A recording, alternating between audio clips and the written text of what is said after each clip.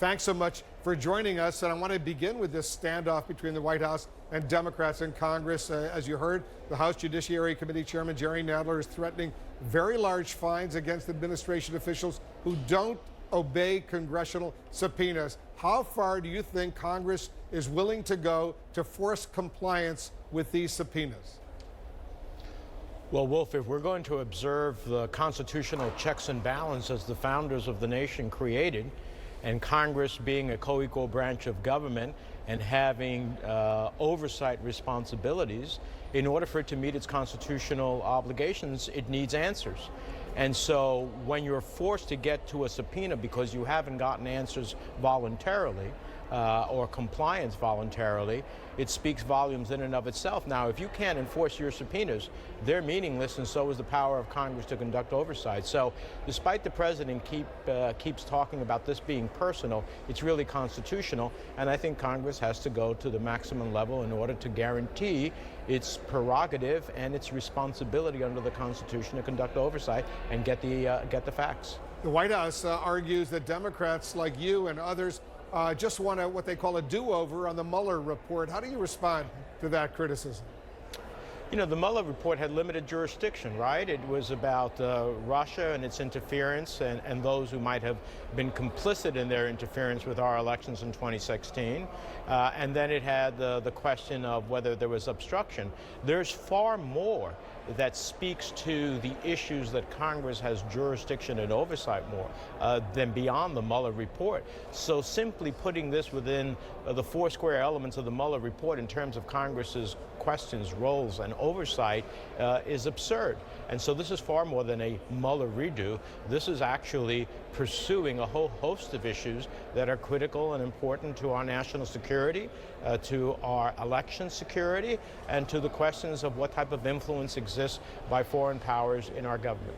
Also, Senator, I want to get your thoughts on this new immigration plan the White House is preparing to roll out in the coming days. CNN has learned that the plan supposedly does not address DACA, the program that protects immigrants who were brought into the United States illegally, but as very young children and have grown up here in the United States. Is that plan, from your perspective, if it doesn't address the DACA recipients, dead on arrival in the Senate?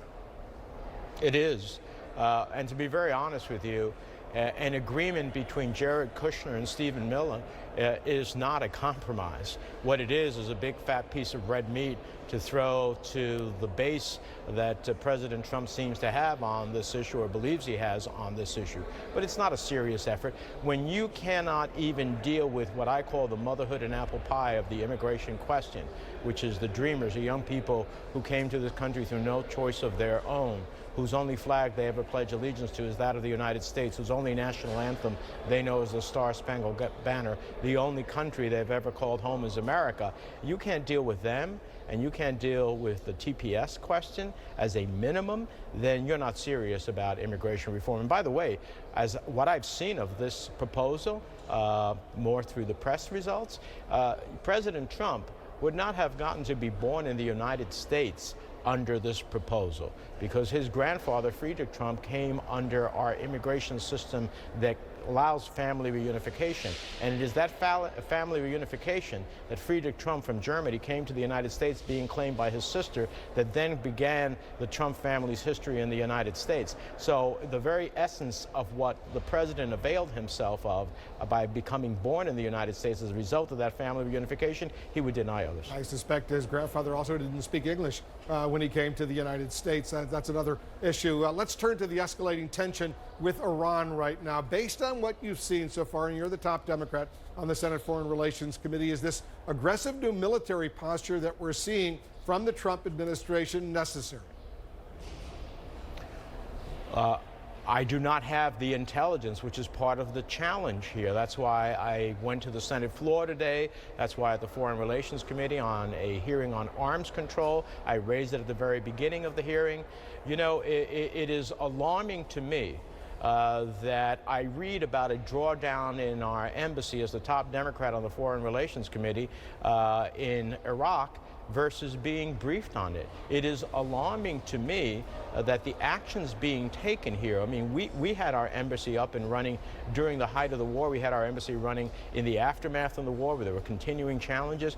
It speaks volumes. The only way you're drawing down and the only reason you're taking these positions is, one, you either have credible evidence and intelligence that there is a threat against our people, or two, you're preparing some type of military action. In both cases, not coming to Congress and giving them the intelligence, giving us the intelligence, and us assessing the veracity of that intelligence is an enormous challenge and deeply disturbing to me, because what I don't want to see is another Iraq weapons of mass destruction moment, which led us to one of the worst decisions we've had in our history. Well, do you see that unfolding? And you speak as someone, I think you opposed the Iran nuclear deal to begin with. You were a critic. I was, and there is a way to achieve our goal. Maximum pressure, where you are crippling Iran's economy, is to then create an outlet for a diplomatic surge to get them to the table to negotiate and make sure they will never have a pathway to a nuclear weapon. So you have the maximum pressure, but you've given them no outlet. So if I lock you in a room and I say there's no way out for you, you're going to fight like hell to try to get out of that room. And so I need to give you an out. What's that out? Come with our allies into a negotiation that stops your pathway to nuclear weapons and guarantees us you won't do that. And then there's relief. But right now, we're not giving the Iranians that option. And so I worry that there is going to be a miscalculation here, either by us or by the Iranians at the end of the day, and that consequence could lead us into a path that I think would be very dangerous. Yeah, it's pretty surprising that you haven't even been briefed on all of these developments yet, as once again, you're the top Democrat of the Foreign Relations Committee. Senator Menendez, thanks so much for joining us. Thank you, Wolf.